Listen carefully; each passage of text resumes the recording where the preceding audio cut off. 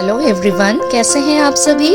आप सभी के लिए मैं लेकर आई हूँ मेरे जितने भी मार्केट मैंने विज़िट किए हैं इन दिनों, या फिर बहुत सारे हैंडीक्राफ्ट के शॉप्स मैंने विज़िट किए हैं, उन मार्केट की कुछ झलकियाँ, साथ ही साथ वहाँ से परचेज़ की गई कुछ चीज़ें आपके साथ शेयर कर रही हूँ। आंध्र प्रदेश की एक खास तौर पर बनाई जाने वाली लैम्प, जो कि लेदर से बनाई जाती है, देखने में आपको कागज जैसा महसूस होगा, बट ये लेदर की होती है। इसमें हल्की हल्की छोटी छोटी छेद भी बनाई जाती है ताकि लैम्प का ज़्यादा अच्छा इफेक्ट भी आ सके, और साथ ही साथ शायद लेदर को सिकुड़ने से बचाया जा सके। ये बहुत ही सुंदर कलाकृति बहुत सालों से आंध्र प्रदेश में के लोगों के द्वारा तैयार किया जाता है। इसकी अपनी अलग महत्वता है। जिस प्रकार से वाद्य यंत्रों में लेदर का उपयोग में लाया जाता है, वही लेदर का ही समानार्थक दिखाई पड़ने वाला ये लैम्प शेड और बहुत सारे पपेट्स बनाई जाती हैं। बहुत ही ब्राइट कलर्स का इस्तेमाल किया जाता है, जो कि अपने ट्रेडिशनल स्वरूप को प्रदर्शित करती हैं, और इसमें प्राचीन पौराणिक गाथाओं को, बहुत सारे देवी देवताओं को इसमें उकेरा जाता है। स्क्रीन पे आप जो विशालकाय पेंटिंग देख रहे हैं, ये तंजावुर पेंटिंग है। इसे थोड़ा 3D इफेक्ट से बनाया जाता है और प्योर गोल्ड का प्लेट का इस्तेमाल में लिया जाता है, और बहुत सारे रत्नों का भी इस्तेमाल इसमें लिया जाता है। स्वाभाविक रूप से इनकी कीमत भी ज़्यादा होती है। ये सारी पेंटिंग्स 17वीं शताब्दी के शुरुआत से बनाई जाने लगी थी। ये स्क्रीन पे सारे ओरिजिनल पेंटिंग आप देख पा रहे हैं। इससे अंदाजा लगा सकते हैं कि ये कितनी अच्छी धरोहर है, और इस प्रकार की कलाकृति को अपने घर में संजोना हमारे लिए एक गर्व की बात है। आजकल बहुत सारे ऑर्गेनिक प्रोडक्ट्स मार्केट में अवेलेबल हैं, जो खास तौर पर किसी प्रकार के घास से बनाई जाती हैं या फिर बैम्बू से बनाई जाती हैं। मार्केट में इसकी उपलब्धता जिस प्रकार से बढ़ रही है, इससे हम अंदाजा लगा सकते हैं कि ये बहुत ज़्यादा डिमांड में है, और ये बहुत सुंदर लगते भी हैं। प्राकृतिक चीज़ों का एक अलग ही रौनक होता है। नेचुरल चीज़ें आपके घर में जितनी ज़्यादा होंगी, आप घर को वाइब्रेंट बना पाएंगे। ट्रेड फेयर से मैंने ये टेबल मैट खरीदा, और चारों मैट एक दूसरे से बिल्कुल अलग थे, क्योंकि इंडिविजुअली जब भी आप किसी प्रकार की कलाकृति को बनाते हैं, तो कभी भी समानार्थक चीज़ बना पाना बहुत मुश्किल होता है। थोड़ा बहुत डिफरेंस आपको दिखाई पड़ेगा। घास से और वुड से बनाई गई ये ट्रे कितना ब्यूटीफुली बुना गया है, इस कलाकृति की खूबसूरती देखते ही बनती है। इस प्रकार के बहुत सारी चीज़ें आपको ट्रेड फेयर में मिल जाएंगी, खासतौर पर नॉर्थ ईस्ट और वेस्ट बंगाल के स्टॉल पर। स्क्वायर शेप में बुनाई की गई थी, और इसकी खूबसूरती बहुत ही सुंदर थी। इस प्रकार के जो बास्केट थे बहुत लाइट वेट में थे। वेस्ट बंगाल के स्टॉल और उड़ीसा के स्टॉल में आप इस प्रकार के कलाकृति देखने को मिल सकती है। तो आप नेक्स्ट टाइम जब भी ट्रेड फेयर लगे, तो आप जाकर विजिट कर सकते हैं। बड़े शहरों में इस तरह के फेयर्स रखते रहते हैं, जैसे कि दिल्ली में ही बात कर लें, तो यहाँ पर ट्रेड फेयर के अलावा बहुत सारे स्थायी मार्केट भी हैं, जैसे दिल्ली हाट, और ऐसे बहुत सारे जगह आप एक्सप्लोर कर सकते हैं, जहाँ पर ये चीज़ें हमेशा सालों साल मिलती रहती हैं। सूरज कुंड मेले में कुछ इस प्रकार की बास्केट्स भी मुझे दिखाई पड़ी थी, और ट्रेड फेयर में इस प्रकार के जो लॉन्जरी बास्केट थे बहुत रिजनेबल रेट पर मिल रहे थे।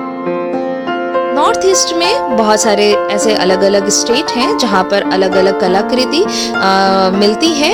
आप ज़रूर इन चीज़ों को विजिट करिए, और उनके कलाकृति को सम्मान देने के तौर पर आप अपने घर में एक छोटा सा सामान लेकर आ सकते हैं, और ये बहुत ही सुंदर लगते हैं। ऐसा नहीं है कि आपको लेकर कोई रिग्रेट होगा। ये बहुत प्यारे होते हैं और बहुत ही ऑर्गेनिक लुक देते हैं आपके किसी भी कॉर्नर को। वेस्ट बंगाल से आया हुआ ये स्टॉल आप देखिए, यहाँ पर ऑर्गेनिक कर्टन तक यहाँ पर दिखाई पड़ रहे थे, जो कि बैम्बू से बनाए गए थे। ऐसे ही बहुत सुंदर सुंदर चीज़ें यहाँ पर मौजूद थी, जो कि रिजनेबल भी थी। इस प्रकार के जितने भी एग्जीबिशंस होते हैं उनकी एक खासियत होती है। अगर आप जितने भी प्रोडक्ट वहाँ से परचेज़ करते हैं उसके बारे में गहराई से समझें, जानें और लोगों को भी बताएं, और जिससे कि इसकी डिमांड और बढ़े और सेल्फ हेल्प ग्रुप जैसे लोगों को बहुत ज़्यादा इससे हेल्प मिले। अक्सर सेल्फ हेल्प ग्रुप में महिलाएं जुड़ी होती हैं और साथ ही साथ ऐसे लोग जुड़े होते हैं जो रूरल एरिया में काम करते हैं, जिनकी अर्निंग उतनी ज़्यादा नहीं होती जितनी कि अर्बन एरिया में। अगर हम इस तरह के ग्रुप्स को प्रमोट करते हैं तो उनकी स्टैंडर्ड ऑफ लिविंग को हम अच्छा बनाने में मदद करते हैं।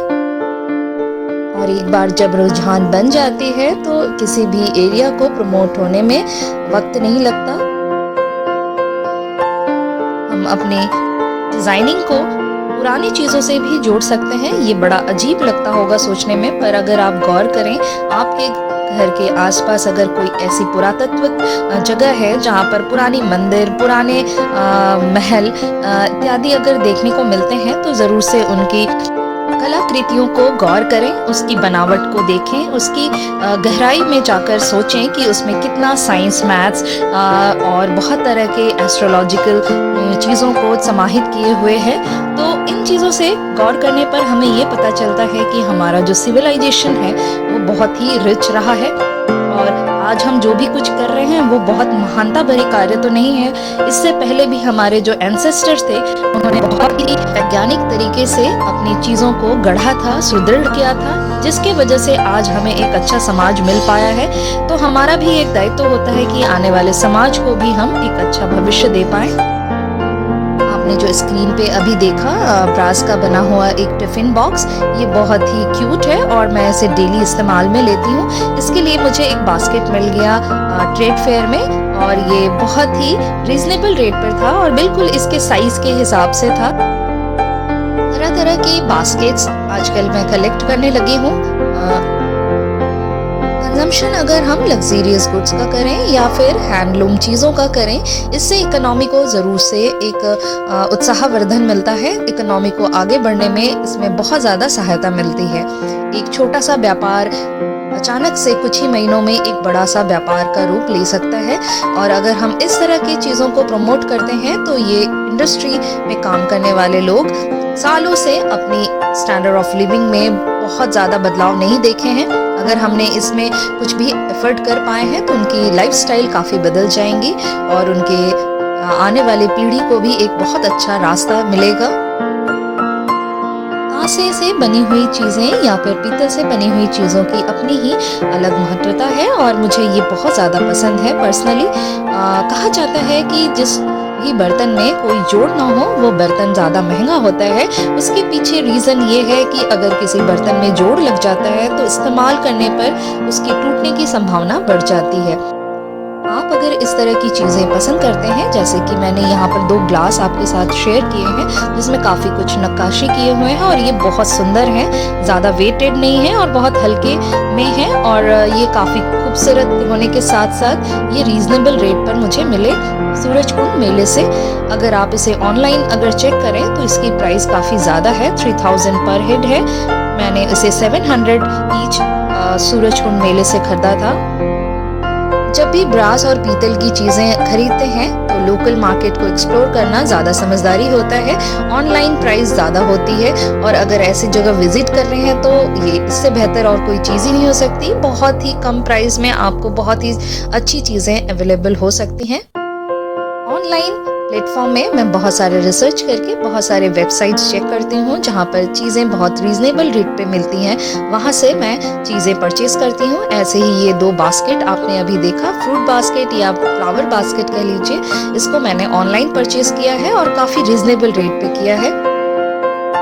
इस बास्केट में आप देख रहे होंगे जो कार्य किया गया है इस पर नक्काशी नुमा, ये काम करने में काफ़ी ज़्यादा मेहनत आती है, इसलिए इस तरह के पॉट की कीमत ज़्यादा होती है और नॉर्मल पीतल के बर्तनों की अपेक्षाकृत।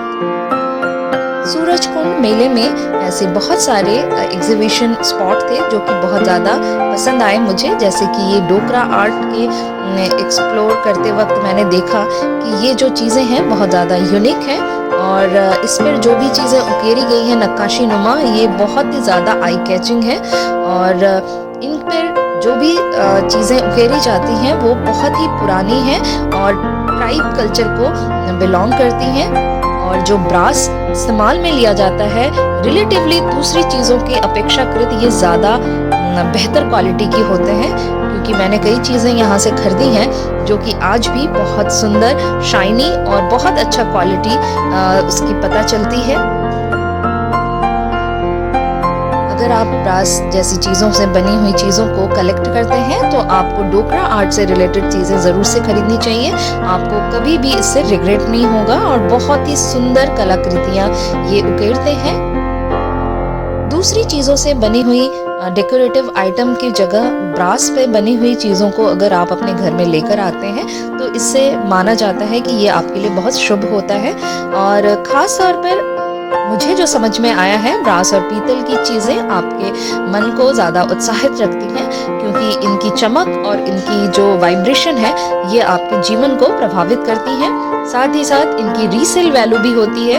अगर दूसरी डेकोरेटिव आइटम आप अपने घर में लाते हैं तो उनका एक जो लाइफ है वो बहुत छोटा होता है, जबकि ब्रास और पीतल से बनी हुई या ब्रोंज से बनी हुई चीज़ें काफ़ी लंबे समय तक आपके साथ रहती हैं और आपके जीवन पर उसका प्रभाव भी बहुत पॉजिटिव पड़ता है।